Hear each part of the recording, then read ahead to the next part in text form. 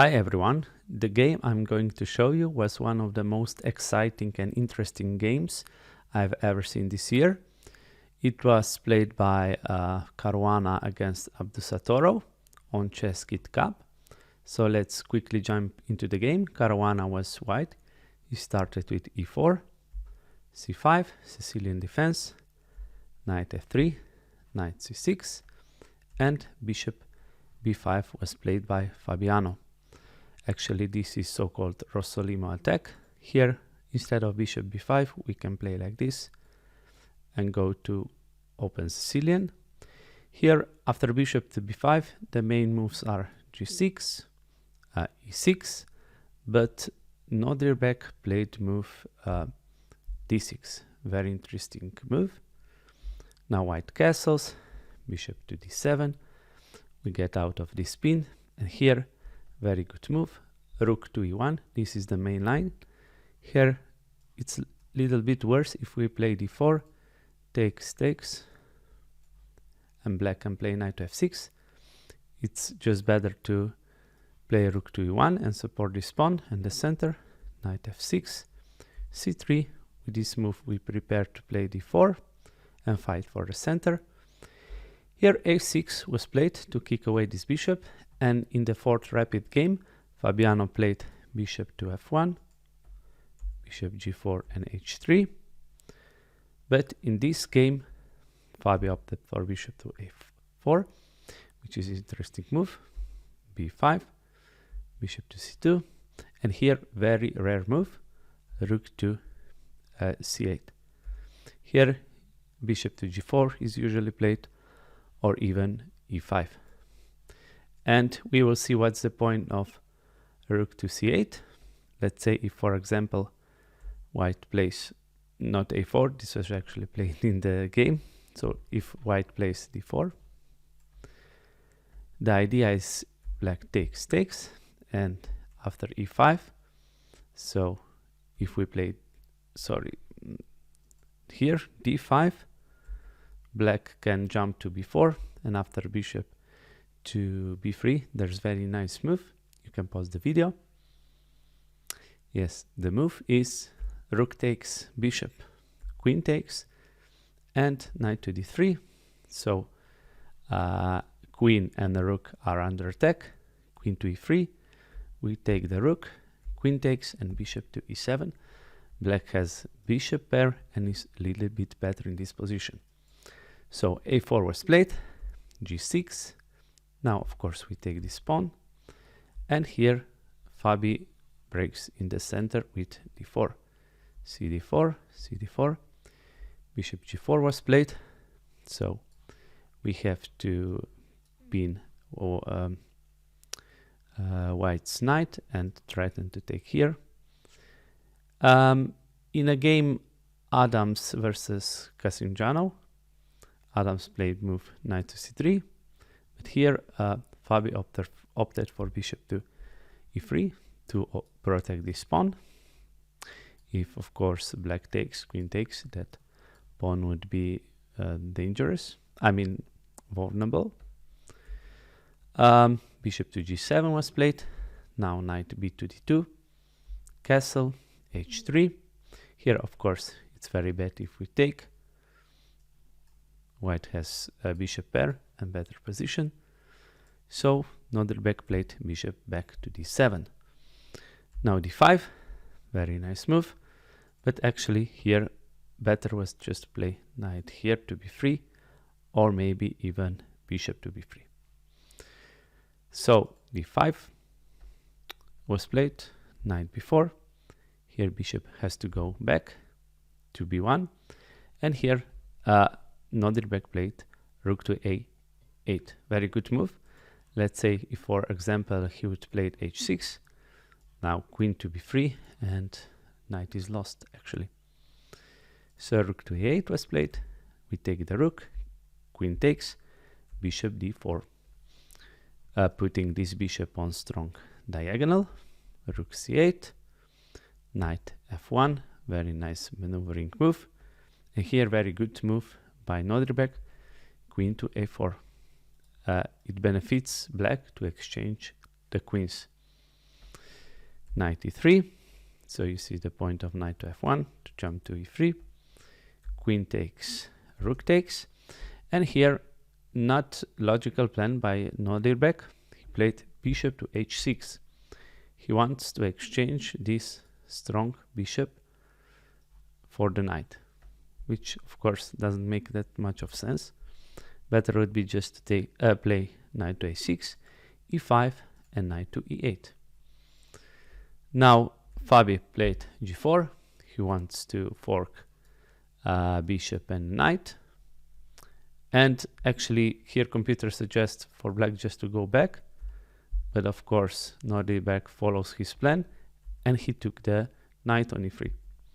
Bishop takes, knight to c2. And here very good move by Fabi, bishop h6, and not letting that much space for the black's king. b4, of course black wants to play this and cement this knight. And here Fabi played e5, which actually wasn't the best move. Best move would be to play knight d4, and if we take the knight, rook takes. Or even better would be to take this knight here. Now if rook takes, rook to a1, and here let's say for example if we capture this pawn on e4, rook a7, very strong move, where black can go. If we go here, then we just take here, and this will be soon over. So knight f6 has to be played to guard that bishop, but now very nice move. g5, and knight has to go away, and we will win material. But again, Fabi played e5, which wasn't the best move, d5. Now knight takes e5. Actually here in this position, computer recommends to take this knight again. And after rook takes, we can take on e5. Let's say bishop here to b5. And knight to c6, very strong move. So let's see if black captures. Then we take, and yes, there are some mating nets here happening. Let's say for example like this. This will actually be mate in 2. And here also there's very interesting line. Here, if rook takes on b2, then we have rook to a1, very strong move. And yes, again, rook is penetrating on 8th rank. So knight e5 was played, and now very good move, bishop to a4. Here Fabi missed great opportunity, but he played d6, which wasn't the best move. Let's see if we can play knight to c6 here, but actually we can take here, and rook takes, bishop takes, and this attack is refuted. So what's the best move here? To take again knight here, bishop takes. Let's say just quickly, if rook takes here, rook to a1 wins. This bishop is again under attack, and if bishop goes here, we can again do check, and we would win. So after bishop takes, rook to d4 had to be played, b3, knight c6, rook e8, and very, very crazy move by computer, f3. Such a strong move, and the point is that it restricts the black's knight movement, and the king will come into the center, and actually this position is lost for black. So yeah, crazy lines again by computer. d6, knight e3, again amazing move by Nodirbek. So yes, now a rook is under attack. Of course, if we take the knight, then this would be losing for white. So what to do in this position? And actually just seconds after this move happened, I watched the live stream, and Daniel Naroditsky, Dania, suggested, or he said that he wouldn't be surprised if white plays bishop to a2. And actually this is the best move. So let's see what black has to play after bishop to a2, b3. Now we take the pawn, bishop takes, and here rook to d3, e d6, we take the bishop, d e5, and we take the what was it? Yes, it was knight on a3, knight with a pawn, and we have this passed pawn and very strong bishop, and black has to fight for a draw. Let's go just a little bit back here. If black doesn't play b3, let's say if we take this rook here, now there's very beautiful move. Bishop takes f7, king h8, bishop e6, we attack the rook, rook a8, we take the pawn, knight c2, knight f7 check, king g8, knight d8, king h8, bishop goes here, we attack this knight, knight e8, and after bishop to f7, white is winning. So we threaten this checkmate, and this, I mean, after we capture a knight, that would be a checkmate. So very beautiful lines, but Fabi played in this position rook to d4 with only a couple of, I think, seconds on the clock. And this was a mistake, because now we can take the bishop, d7, knight e8. Also possible was rook to c7 here, but it's very messy position. Now we take on b4, bishop to c2, rook d4, rook c7, rook d8, and rook takes e7. Yes, and suddenly in this position, black is slightly better. Knight d7. Now, very good move by black, f5. This pawn is marching. Knight check, king f7. We take on h7, but now Nodirbek again finds beautiful move, g5. Yes, to lock down this bishop. Let's just quickly see what would happen if we take a bishop. Sorry, not the bishop, the pawn on g5. Actually, this happened in the game. So, okay, rook to e1 could be played, and king h2 was played. But let's quickly go back. Here, actually, computer suggests very crazy and strong move for white, which is f4. Yes, amazing. Let's say if gf4, we can take on f4, fg, knight g5, king g6, and we take on g4. But also, let's say if we take on g4, then now knight takes with a check, king g6, and bishop to f8 saves white, rook e1, king f2, and we take, if we black takes here, now we just take with the knight. And black is without the pawns, so actually this would be hard to win. Yes, of course here, I mean, we cannot take the rook because h2 would be losing. But yes, but as I said, in this position, Fabiano took on g5, and now after rook to e2, we have to go to h2. If we go to g2, now we take this pawn, rook d7, king g8, knight f6 check. We take the knight, bishop takes, now check on h3. And here, if we take on h3, bishop to f5, wins the rook like this. So it was important to go to h2.